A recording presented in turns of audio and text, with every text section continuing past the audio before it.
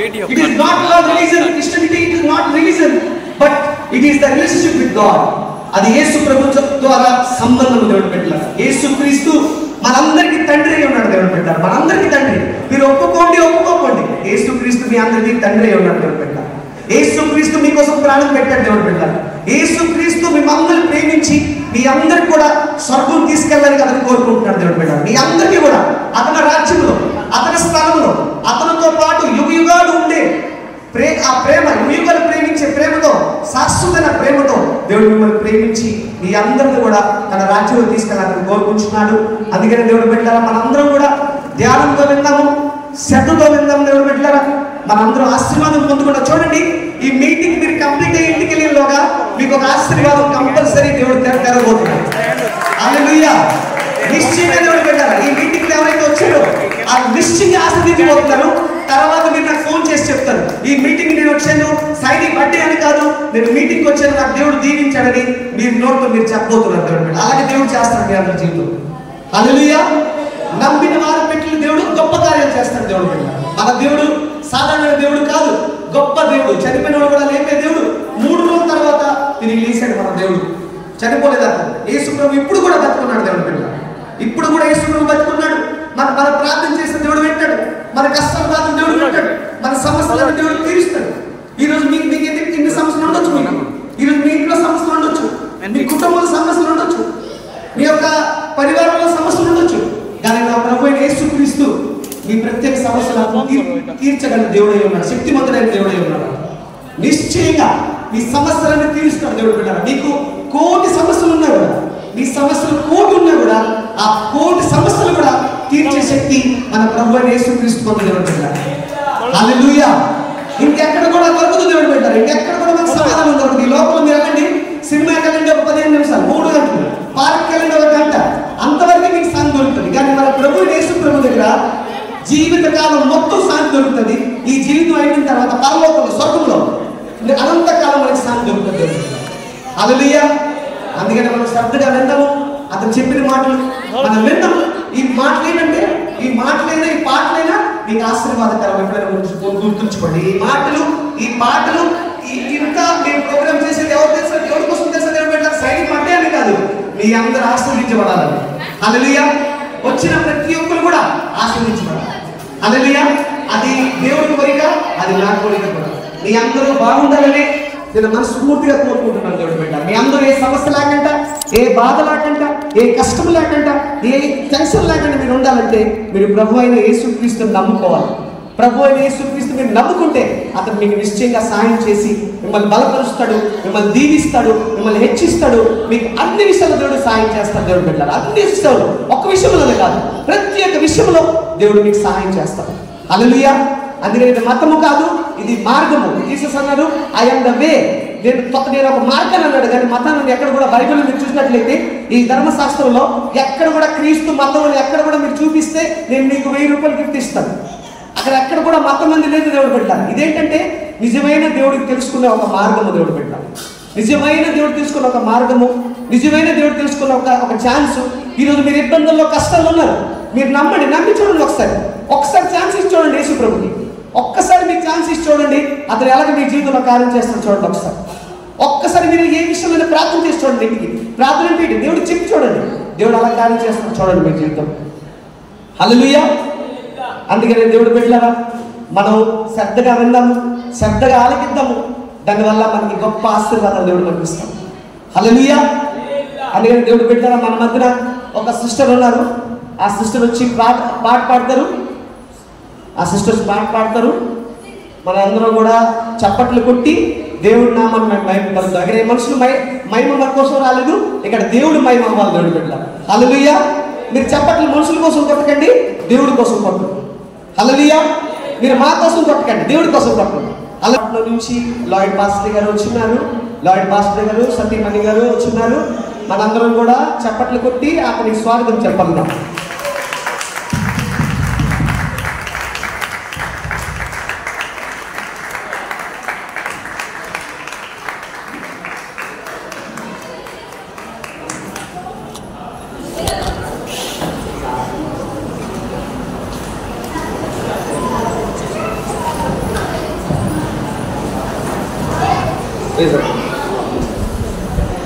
మళ్ళీ మన మధ్యన పీటర్ సార్ వచ్చున్నారు. పీటర్ సార్ మన సవేదికగా మనం వేదిక మీద ఆహ్వానిద్దాం.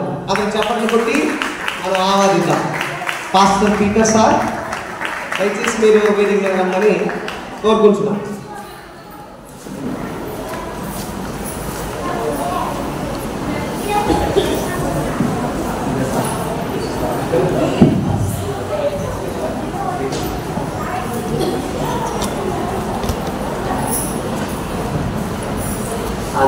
మిగతా కార్యక్రమం వెళ్ళేక ముందు మన మధ్యన మా తల్లి గారు ఉన్నారు. మీరందరికీ తెలుసు మా తల్లి గారు గౌరవ్ గారు. తను వచ్చి చిన్న దేవుడి కొరకు సాక్ష్యం చెప్తారు చిన్నది. మనం దయచేసి విందాము. ఆ సాక్ష్యంలో కూడా ఆశీర్వాదం ఉంది దేవుడి బిడ్డ. హల్లెలూయా. దేవుడి పరిశుద్ధనామమునకు మహిమ కలుగును గాక.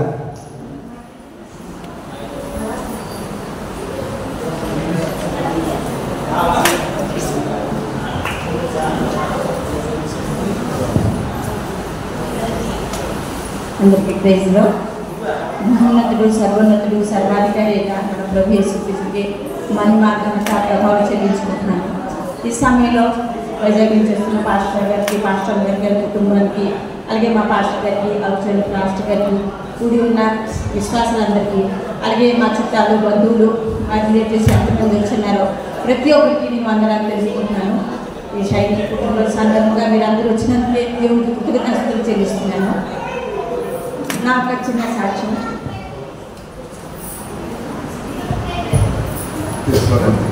దయచేసి ఏమనుకోదు, కానీ ఇది మనం ఒక ఫంక్షన్ అని కాకుండా ఇప్పుడు కొద్దిసేపు దేవుని సన్నిధిలో ఉన్నాం కనుక దయచేసి మిమ్మల్ని తల్లి ఇది కొద్దిసేపు మ్యాక్సిమం 1 అవర్ ఇది ఒక ప్రార్థనగా ఉన్నాం కనుక దీంట్లో డిస్టర్బ్ చేయకూడదు, మాట్లాడకూడదు. ఇది మనం ఏదో ఒక 4 మార్లు చెప్పడానికి కాలేదు. ఒక ప్రార్థనగా ఉంటున్నప్పుడు దయచేసి కొద్దిసేపు మీరు విన్నట్లయితే క్లోజ్ చేశారు. మధ్యలో పిల్లలు కానీ ఎవరు పట్టద్దు. దానివల్ల లిమిట్ క్లోజ్ చెప్పాను. ఒక గంట మనం దేవుని సన్నిధిలో ఉన్నాం కనుక ఆ దేవుని మనకి గౌరవించవలసిన ఆయన ఒక మానవుడు కాదు. ఒక కలెక్టర్ వస్తే మనం ఎవరు మాట్లాడరు, కానీ సర్వ లోకాన్ని సృష్టికర్త దేవుడు మన మధ్య ఉన్నాడని గ్రహించమని ప్రభు పేడకు మన పెద్దరాజు କଥା ହେଲା ନାହିଁ ପ୍ରିୟ ଲୋକମାନେ। ପ୍ରଭୁ ଅଳ୍ପ ସମୟ ଆଉ ଗୋଟେ ଘଣ୍ଟା ଭିତରେ ଆମେ ସରାଇ ଦେବା ସବୁକିଛି। ଆଉ ଦୟାକରି କେହି କଥା ହୁଅନ୍ତୁ ନାହିଁ। ଆଉ ଘଣ୍ଟେ ପରେ ଆମେ ପୁରା ସମାପ୍ତ କରିଦେବା। ଦୟାକରି ଧ୍ୟାନରେ ଶୁଣନ୍ତୁ, ଆପଣ ଆଶୀର୍ବାଦ ପାଆନ୍ତୁ ବୋଲି ମୁଁ ଅନୁରୋଧ କରେ ବୋଲି ଆଜ୍ଞା କହିଛନ୍ତି। ଆଗେ ମାନେ ତମକୁ ରିକ୍ୱେଷ୍ଟ କରୁଛୁ, ଦୟାକରି ଆପଣ ସାଇଲେନ୍ସରେ ମାନେ ଶୁଣନ୍ତୁ ବୋଲି ରିକ୍ୱେଷ୍ଟ କରୁଛୁ। అందరికీ ప్రైజ్లో మరి 2010 సంవత్సరంలో ఈ ప్రభు యేసుక్రీస్తుకి మా కుటుంబ సమేతంగా మా సొంత రక్షకుగా అంగీకరించాము. ఇది అందరికీ తెలుసు. అంతకుముందు నేను బాగా పూజలు చేసిందాను, విగ్రహారాధన చేసిందాను, గుడి గోపురాలు తిరిగేదాను, ఉపవాసం చేసేదాను. నా ఇంట్లో పూజ చేసి 10 మంది ఇంట్లో పూజ చేసిందాను నేను. అయితే నాకు వివాహం అయిన తర్వాత నా జీవితంలో అనేక అశాంతి ఉండేది, అది ఎవరికి తెలియదు. డబ్బులు అయితే బాగానే ఉన్నాయి మా ఇంట్లో, ధనవంతులు కానీ అనేక మందికి వడ్డీలకు ఇచ్చి ఇవ్వడం, డీసీలకు ఇచ్చి ఇవ్వడం, వస్తువుల మీద తాకట్టు పెట్టి ఇవ్వడం, ఇలాగ మా జీవితం సాగిపోతుంది.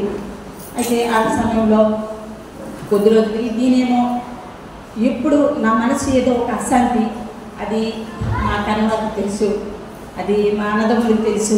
నేను ఏ బాధపడేదాను ఎవరికి తెలియదు. అది వాళ్ళే కానీ ఎవరు నీకు అది రాసినదమ్మా మరి మేము ఏం చేస్తాము అని అనేవారు.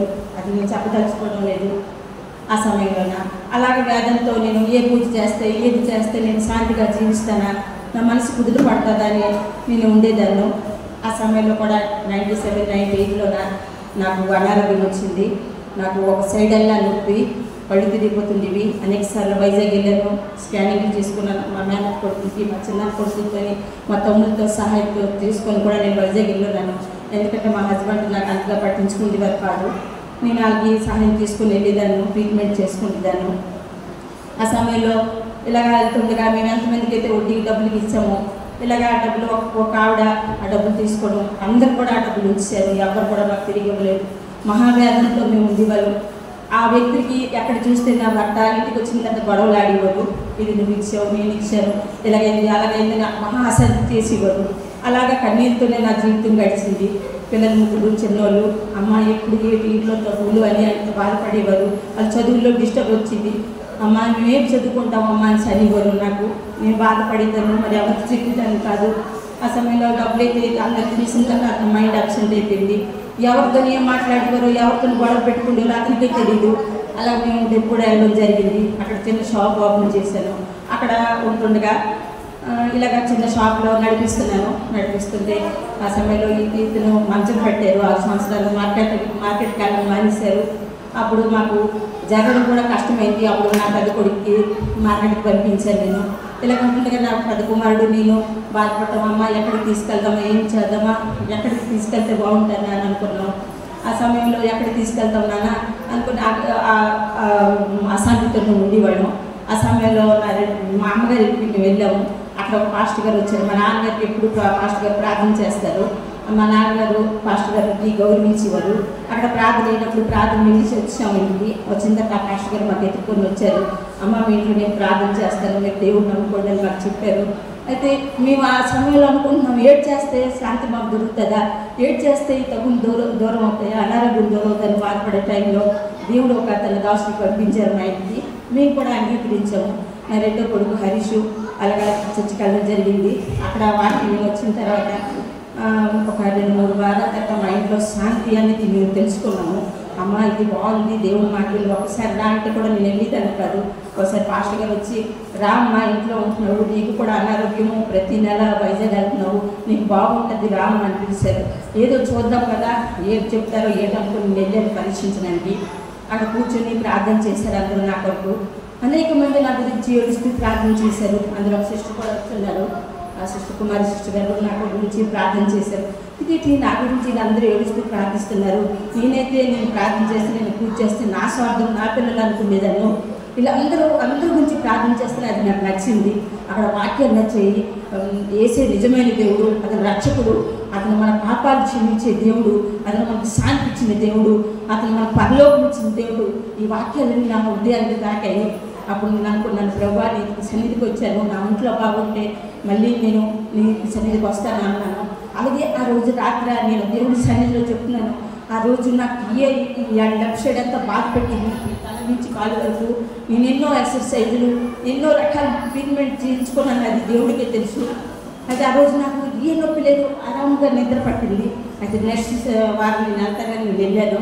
అలాగే వారం వెళ్ళడం జరిగింది. ఇలాగా మా ఆయన గారికి కడుపులో ప్రాబ్లం వచ్చింది. ఏ టైం నవరంపుట్లో చూపిస్తే ఇది కిడ్నీ ప్రాబ్లం అన్నారు, కోరాపుట్లో కూడా కిడ్నీ ప్రాబ్లం అన్నారు. ఇది బాగా అవ్వదు అన్నారు.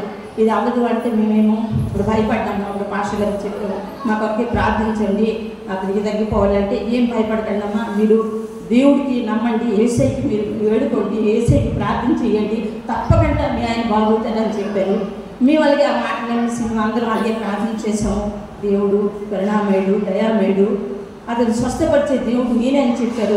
అలాగే మేము మాకు ఇంకా డౌట్ ఉండి శివాజీకి తీసుకెళ్ళాము. అక్కడ మొత్తం బాడీ అంతా స్కానింగ్ చేశారు. ఏ ప్రాబ్లం లేదు, వెళ్ళిపోండి అన్నారు. మాకు 90 రూపాయలు మెడిసిన్ రాసి పంపించారు. ఆ దేవుని మహాకృప వల్ల తను ఇప్పుడు కూడా వ్యాపారం చేసుకుంటూ సంతరికి వెళ్తూ వస్తున్నారు, పూర్ణ ఆరోగ్యంగా ఉన్నారు. అతనికి కోపము, దురలవాట్లు బోల్డ్ ఉండేవి. ప్రభు అతనికి పూర్తిగా మార్చేస్తే ప్రభు మేము అందరం నీలో ఉంటామనేసి మేము ఒక నిర్ణయం తీసుకున్నాము. అలాగే అతను కూడా తనకి ఎప్పుడైతే బాగైపోయిందో అతను కూడా నమ్మడం స్టార్ట్ చేశారు. ఇలా ఉంటుండగా మా ఇంట్లో ముగ్గురు నమ్ముతుండగా నా పెద్ద కుమారుడు మార్కెట్లో వ్యాపారం చేసేవాడు.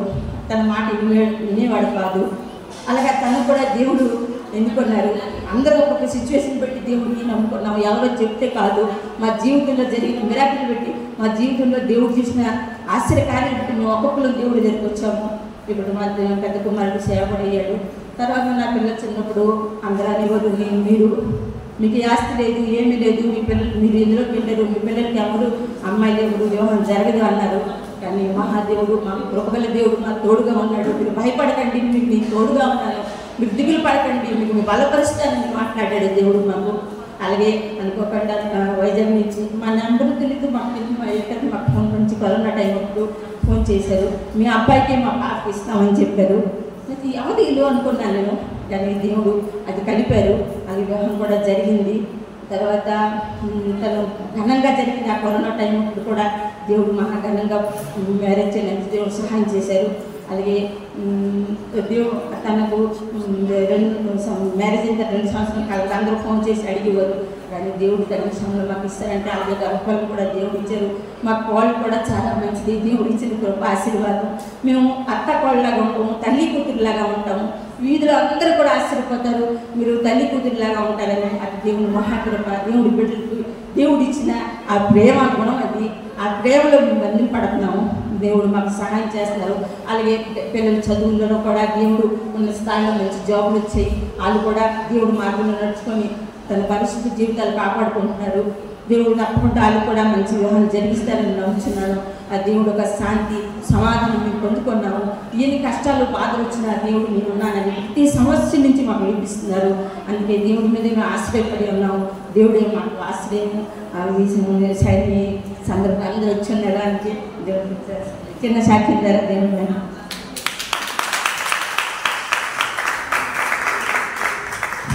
అద్భుతంగా దేవుడు మా ఇంట్లో మా జీవితంలో కార్యం చేశారు. ఆశ్చర్యకరంగా దేవుడు మా జీవితంలో కార్యం చేశారు. ఈరోజు మేము ఇలా ఉన్నామంటే కేవలం యేసు ప్రభు కృపే, ఇంకేటి కాదు. యేసు ప్రభు దయ మీదే ఈరోజు ఇంత పెద్ద ప్రోగ్రాం మేము చేయగలిసామంటే అది యేసు ప్రభు దయ వల్లే. ఈరోజు మేము ఎంత శాంతిగా, ఎంత ఆనందంగా, ఎంత సంతోషంగా మేము ఉన్నాం, అది మాటలో చెప్పలేదండి. అవన్నీ ఇచ్చింది ప్రభు అయిన యేసుక్రీస్తు. మీరు కూడా నమ్ముకుంటే మీకు కూడా దేవుడు ఆ మనశ్శాంతి, ఆ ప్రేమ, ఆ దయ, ఆ ఆశీర్వాదం మీకు కూడా దేవుడు ఇస్తాం. దేవుడు పక్షపాతి కాదు, దేవుడిని అందరికి ఇచ్చే దేవుడు. హల్లెలూయా. ఆ తర్వాత మా మధ్యన అత్తగారు ఉన్నారు. మా అత్తగారు వైజాగ్ నుంచి వచ్చారు. తను ఒక దేవుడు 5-10 నిమిషాలు తను చెప్తారు. తన సాక్ష్యం అందరూ మనం విందాం. మనందరూ కూడా ఆశీర్వాదం పొందుతున్నాం. హల్లెలూయా.